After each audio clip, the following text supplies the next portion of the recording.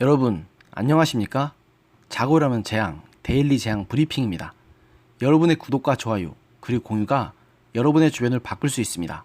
꼭 부탁드립니다.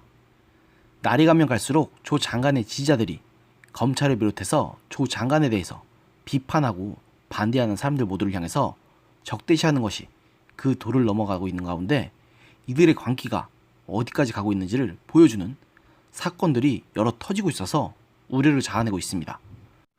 검찰이 조국 법무부 장관과 가족들을 둘러싼 수사를 이어가면서 윤석열 검찰총장에게 반대하는 의미가 담긴 소위 노윤석열 포스터까지 등장해서 조 장관 지지자를 향한 다른 네티즌들의 시선은 계속 따가워지고 있는 상황입니다. 일본 불매운동을 상징하는 노 재팬 포스터와 유사하게 제작된 이 노윤석열 포스터는 26일부터 SNS를 중심으로 해서 확산되고 있습니다.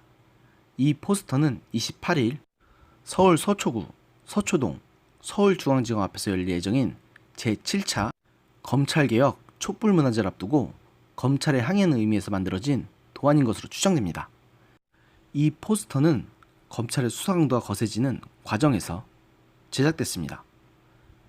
다들 잘 아시는 대로 검찰은 조 장관의 두 자녀를 소환조사하고 23일엔 자택을 압수해가는 등 조 장관 가족을 둘러싼 의혹과 관련해 강도 높은 수사를 벌이고 있습니다.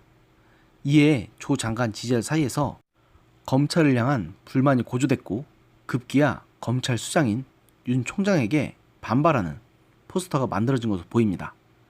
이 포스터의 하단에는 노 재팬, 포스터에 적힌 가지 않습니다, 사지 않습니다의 표현을 패러디한 흘리지 않습니다, 놔두지 않습니다라는 문구가 적혀 있는데요. 이 문구는 외부의 수사 정보를 흘리지 말라는 의미로 풀이됩니다. 또한 해당 포스터 외에도 검찰이 조 장관 자택 압수수색 당시 자장면을 시켜 먹었다는 주장이 제기된 점을 조롱하듯 자장면 압수수색 문구나 검찰 상징 마크에 단무지가 그려져 있는 이미지 등 다양한 버전의 포스터도 함께 퍼지고 있는 상황입니다. 여기에 조 장관 지지자들은 검찰 자한당 내통이라는 키워드로 실시간 검색어 운동을 펼치고 있는데요. 이는 조 장관 자택 압수수색에 나선 검찰에 조 장관이 전화를 건 사실을 자유한국당 주광대 의원이 지적하는 것을 두고 이 사실을 검찰이 한국당 측에 알려줬다고 조 장관 지지자들이 의혹을 제기하고 있는 것으로 풀이됩니다. 조 장관 지지자들은 주 의원 발언은 검찰이 아니면 알 수 없는 것, 검찰과 자한당이 내통하지 않고서는 알 수 없는 내용 등의 반응을 보이고 있으며 각종 온라인 커뮤니티와 SNS를 통해 검찰 자한당 내통 키워드 검색을 독려하고 있습니다. 조 장관 한 지지자는 검찰 내부의 정보가 한국당에 의해 제기되고 있다고 생각한다, 의문을 가질 수밖에 없다, 이렇게 주장했습니다. 여기에 배우 송일국 씨의 부인인 정승현 판사가 조 장관의 자택 압수수색 영장을 발부한 판사라는 가짜뉴스가 퍼지면서 조 장관의 지지자들은 이 내용을 퍼나르며 정 판사 본인은 물론 남편인 송 씨를 비롯해 삼동이로 유명한 새 아들 정 판사의 시어머니인 김울동 전 의원까지 연결지어 맹비난을 퍼부었습니다. 그러나 정 판사는 이후 언론 보도를 통해서 압수수색 영장 발부와는 관련이 없는 것으로 확인됐습니다. 정 판사가 해당 영장을 발부한 서울중앙지방법원 소속인 것은 사실이지만 통상적으로 압수수색 등 영장 발부 업무와는 영장전담부가 아닌 형사항소부의 배석 판사이기 때문입니다.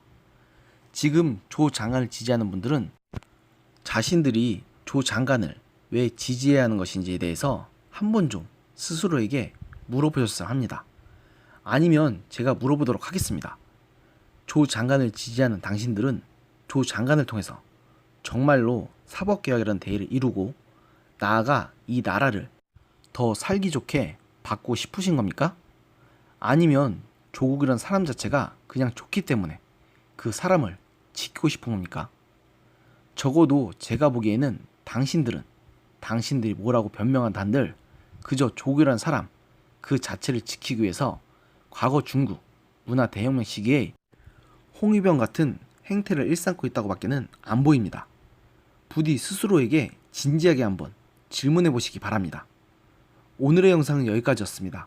들어주셔서 감사합니다.